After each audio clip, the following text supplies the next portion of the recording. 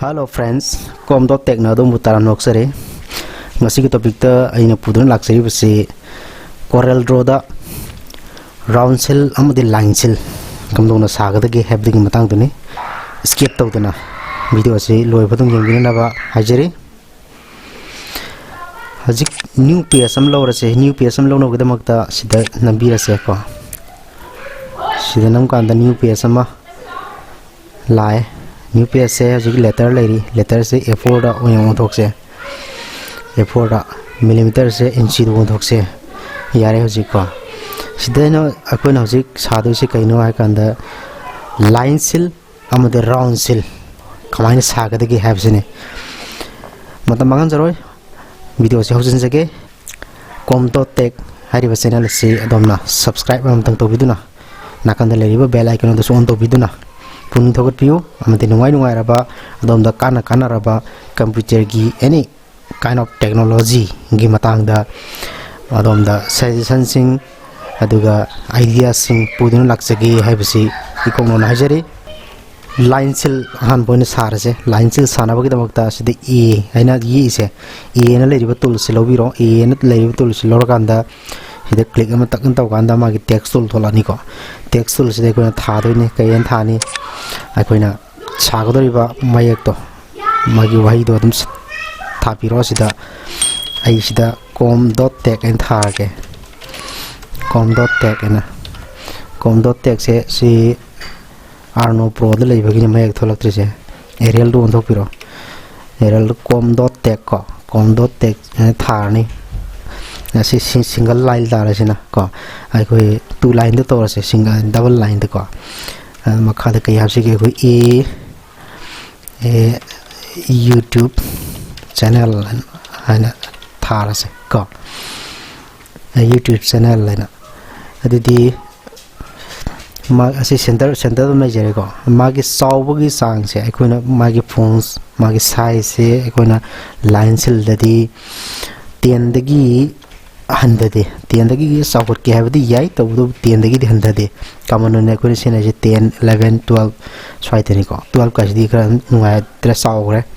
frame do madugi matungina ai ko nam sabane do common ne 10 dum sine ka ko gi frame je mai gi tongan ba frame lai 1 inchi amaga makai ko inchi ama makai sangba 1.5 sangba aduga makhadana 0.4 apa 0.5 pakpa sumaina tobosu lae sumai tobo lak pasi dadi magi sigi kano sa ikuna Comdot Tech haiba YouTube channel si sagi ha kana ma chap chang ta doine bako sikitang mai leading se kitang lauthon bi leading lauthon ge ga di pic tool sigi makhada leiba sigi shape tool si lobiro aduga sigi sinabu landhon bagi sina leading gi ka leading gi de kitang singde biro asupana kitang ka phajana bai dare ko ado si yare adudi magi background se ai kona black on to piraje ko black one rikanda mayek to black webni na si background se black one kanda u de na ko u no bogda mogdo sa da gray gumba ma na u no pirase ko gray on to kanda si se order chat piro aduga back to chat piro ko madam si mayek se mak select to piro aduga white on to piro aduga si ki background sina pura black one biro ko ase print to yare si me yare line cell hajik sare round cell amuk sare round cell sana bagda magda magi sigi ellipse tool se lobiro ellipse tool se lower ba matung da ai koina control nambiraga sida round ama ai kogi circle lam yekiro ko sigi circle se ka kogi inch tani se thamge je adu si headline sida kana hat bagi kana se 0.5 kuma so holo adom cd adom gi maka pole design kitang hapke khotke hapoi ge haraga su cham sage haraga su ko design hapke haraga sum kitang pitha laga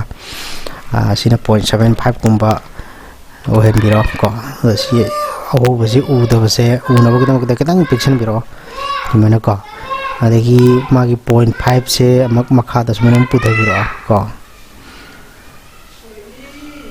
putha biro aduga magi mayek tharak no line am tang ko swai de tham biro mo ko sidi mudhar ki doini ko horan mayek thara blur kanda हजिक सी मथक्सिदा न कई थादोइनो मखासिदा न कई थादोइनो हाइबसे अदोमगी depend तौरे अदोमदा अदा हजिकी ओइना आइना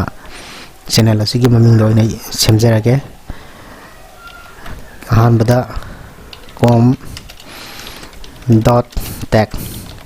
com.tech एना थारसे com.tech सिंग acai एकिना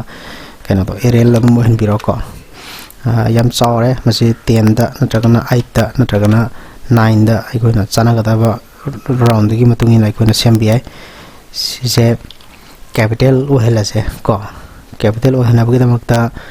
ship hold तो बिरो अदुगा F3 नंबिरो upper case है नतोलानी सिसे select तो बिरो ओके है बिरो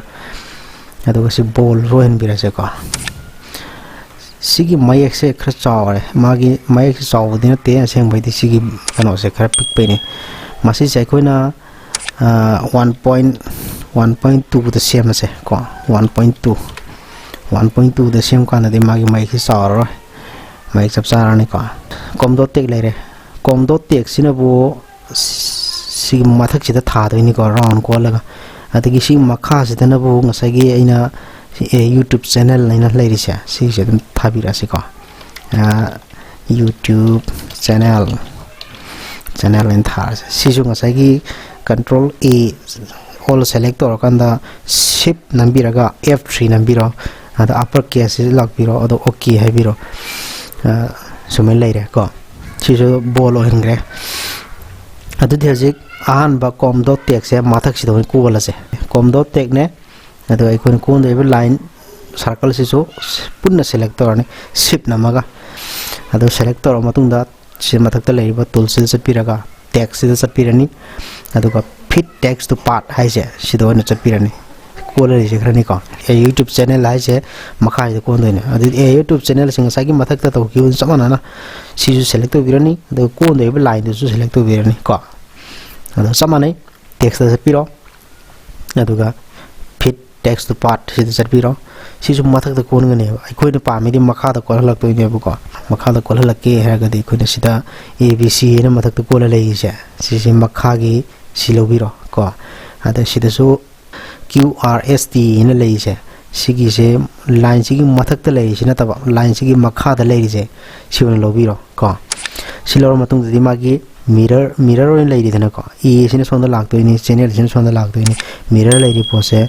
non mirror do na id e leise sida e toraga symbol am yi dana ko mathang ko na bagi sigi pose da click to biro sida click to matam da chapchan tar ne ko e YouTube channel ko mathak ta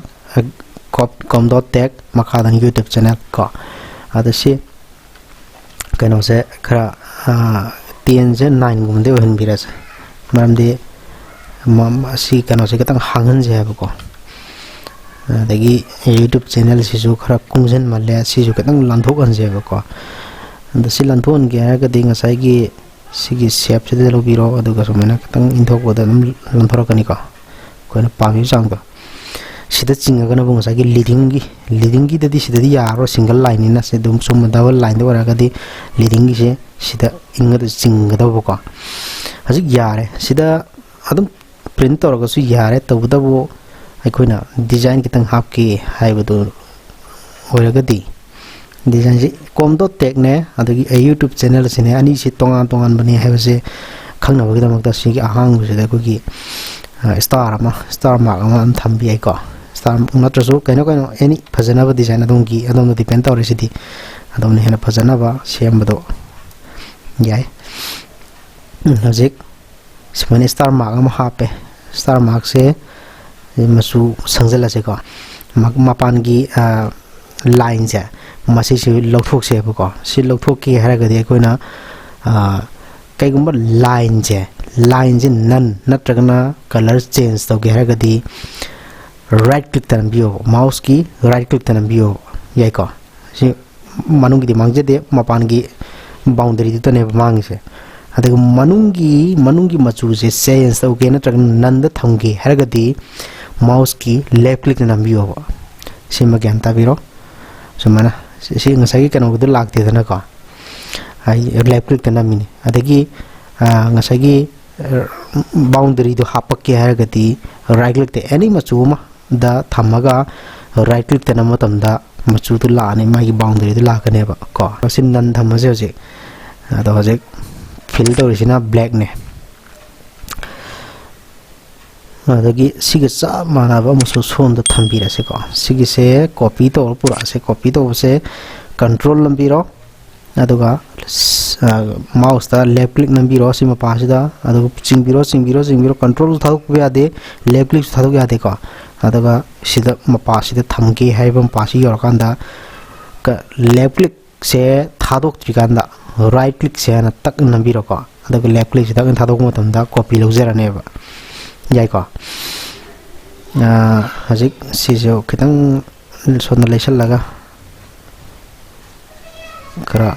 line जी मागे round जी सानहन bye तारे यारे हजे अदि हजिक सिदा मयाइदा लेइबा ngसाइ नि मुथर किदौनि HYBE line जे मसी जे पूरा delete तो देबिदा नन्ने थमग्रासे उहल्लरो जे नन्ने थमगे हागदे ngसाइ हाजेगी बदो right click ता नंबियोबा राइट क्लिक तको अदो राइट क्लिक ता नमदेबिदा लेफ्ट क्लिक ता नमरगदि पुन्ना फिल्टर आने सुम मयाइ जे को सिमा कौबिगनु को अदो पुन्ना फिल्टर को से अमक मांगन गेरागदि नन्ने थमबिरो अदो लाइन से कदं मांगन गेरागदि राइट क्लिक ता नंबिरो सुमने को हजिक यारे सी राउंड सिल चौराको आई सारे को सीजे हजिक प्रिंट तौनबगिदमक्ता रेडी तौरसे प्रिंट तौनबगिदमक्ता अखोइना सिगी रेक्टेंगुलर टूल से लौबिरनी अदुगा सुमने बाउंड्री हापिरनी को बैकग्राउंड हापिरनी बैकग्राउंड से ngसाइगी सिदल तौगिबगुम डायरेक्ट ब्लैक टी ओहनगदौनेबा तौबदो ब्लैक ओहन मतमदा ngसाइगी माइक तो ब्लैक ओइबनिना आइकोने सेमथोकनिंगबा माइक तो व्हाइट ओहलक्तोइनी लाइन सिंग जो व्हाइट ओहलक्तोइनी अदु तो यादबनिना आइकोने ग्रे गुम्बा हाइबदि ब्लैक तो उ याननबय मोंग दको आइकोने वोनोपिरो अदुगा राइट क्लिक चरपिरो ऑर्डर चरपिरो बैक ते चरपिरो को अदुगा हजिक लाइन से सेलेक्ट तोबिरो लाइन से कदं सेलेक्ट तोबिरो लोइना मैं सिदि ऑन बिया देखो से लाइन से कदं सेलेक्ट तोरा मतुंग दा इखन व्हाइट ओहलनदोइनेबा सुमाइना अदगी अमका डबल क्लिक तौरगा से सेलेक्ट तोबिरो अदुगा व्हाइट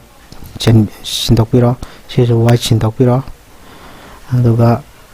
पिक तो लोबिरो अदमागी सिगी कनो सेसु स्टार सेसु व्हाइट थंबिरो लोरे